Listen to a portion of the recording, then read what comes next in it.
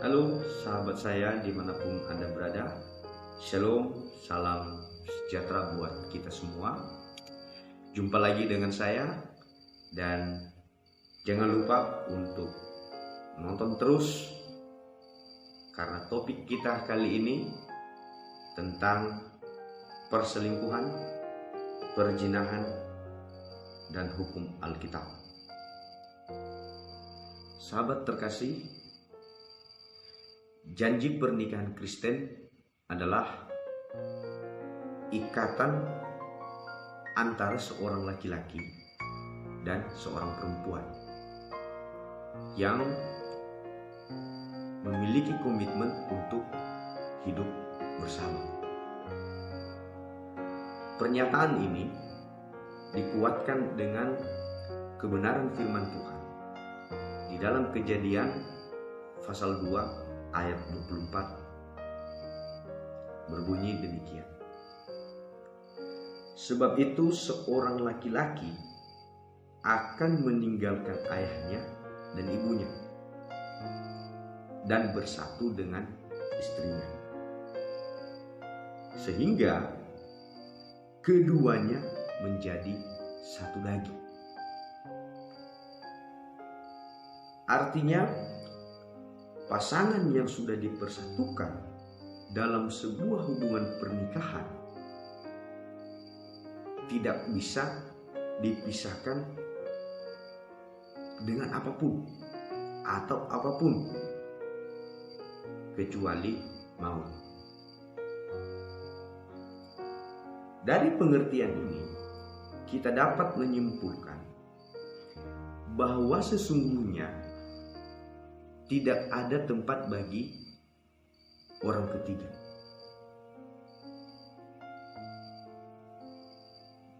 Sahabat sekalian, dengan demikian, bagaimana kebenaran firman Tuhan yang tertulis dalam Alkitab mengenai perselingkuhan yang saat ini sangat ramai terjadi, baik di kalangan para pejabat, para artis, dan juga kalangan biasa, kalangan bawah. Kita bisa melihat itu di media-media sosial. Pada pembahasan kita di part 1 ini, kita akan mengetahui hukum perselingkuhan menurut Kristen. Sahabat yang terkasih, fakta-fakta perselingkuhan yang saat ini sedang ramai terjadi tidak hanya dikarenakan oleh hasrat seksual saja, namun dikarenakan juga karena ketidakpuasan emosional atau kebutuhan emosional tidak didapatkan dari pasangannya. Bisa juga diakibatkan oleh karena kurangnya pengertian satu sama lain, kurangnya saling memahami. Bisa juga karena kurangnya saling menghargai atas apa yang telah dikerjakan atau dilakukan oleh pasangannya. Dan masih banyak hal-hal lain yang dapat membuat atau terjadinya suatu perselingkuhan di dalam rumah tangga.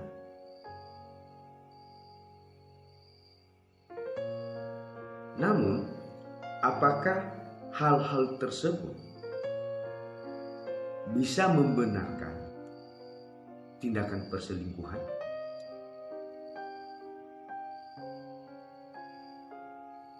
Kita akan melihat satu kebenaran firman Tuhan di dalam 1 Korintus pasal 7 ayat 4 berbunyi demikian. Istri tidak berkuasa atas tubuhnya sendiri, tetapi suaminya. Demikian pula suami tidak berkuasa atas tubuhnya sendiri, tetapi istrinya. Artinya, mereka telah memutuskan hak khusus atas tubuhnya sendiri dan memberikan hak tersebut kepada pasangannya. Secara sederhana seperti ini, sahabat sekalian. Ketika kita masih sendiri, masih lajang, baik laki-laki atau perempuan, kita belum menikah, belum punya pasangan, hak sepenuhnya atas diri kita adalah kita sendiri. Kita mau kemana, itu urusan kita sendiri. Namun setelah menikah, berarti kita sudah punya pasangan. Sehingga hak-hak yang tadi yang kita punya itu, kita sudah serahkan semua kepada pasangan kita.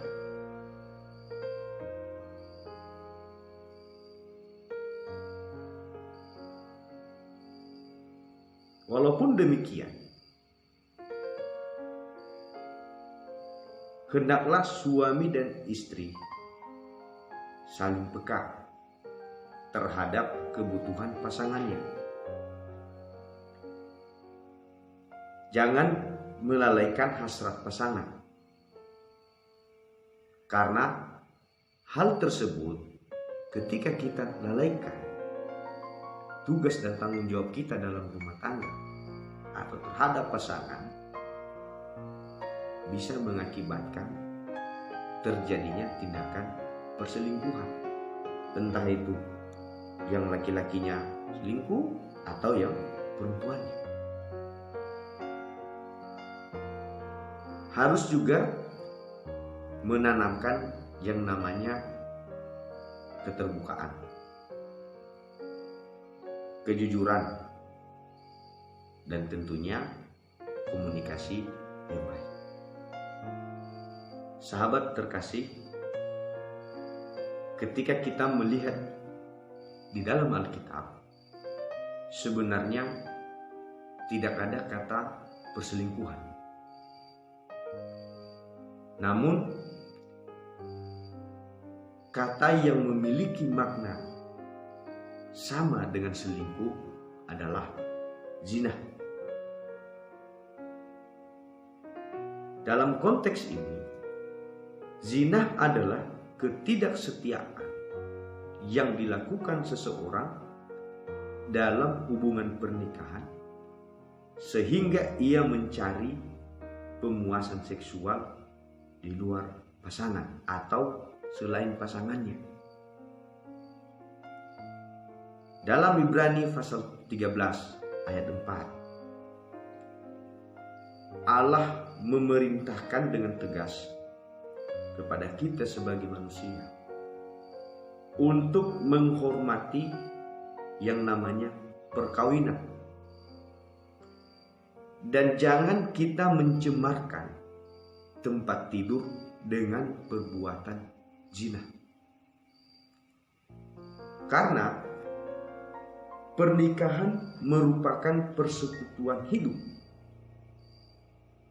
dan merupakan juga sebagai lembaga sakral yang dibuat oleh Allah untuk manusia.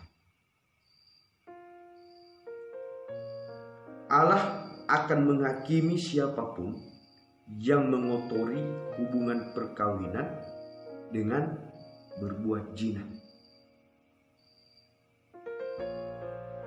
Di dalam 1 Korintus pasal 6 ayat 16, kebenaran firman Tuhan berbunyi demikian. Atau tidak tahukah kamu bahwa siapa yang mengikatkan dirinya pada perempuan cabul menjadi satu tubuh dengan dia? Sebab demikianlah kata Nas, keduanya akan menjadi satu daging. Orang yang berselingkuh atau berhubungan seks dengan yang bukan pasangannya, maka ia telah bersatu dan menjadi satu daging dengan orang tersebut. Karena itu, mereka yang berzina tidak hanya membawa masuk roh perzinahan dalam keluarga, melainkan juga membawa yang namanya kutuk perzinahan menurut Alkitab.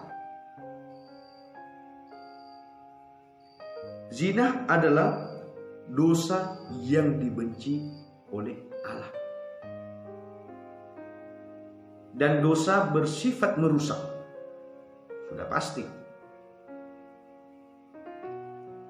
Baik hubungan dalam keluarga maupun hubungan kita dengan Allah. Sahabatku sekalian, kita sebagai umat Kristen, kita harus benar-benar menjunjung tinggi prinsip dasar daripada pernikahan. Percaya bahwa tidak akan ada kepuasan dengan berselingkuh. Justru akan merasa was-was dan merasa buruk dengan diri sendiri.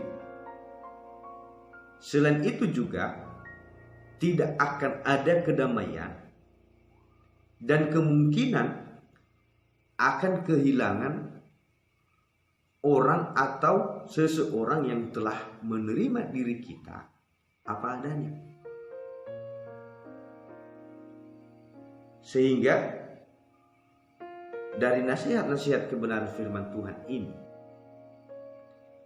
kita harus yakin bahwa setiap permasalahan yang kita hadapi di dalam rumah tangga kita sudah pasti dan sudah nyata, sudah tentu ada jalan keluarnya. Kita harus menempatkan Yesus Kristus sebagai pemimpin di dalam keluarga kita. Tuhan Yesus memberkati kita semua. Shalom.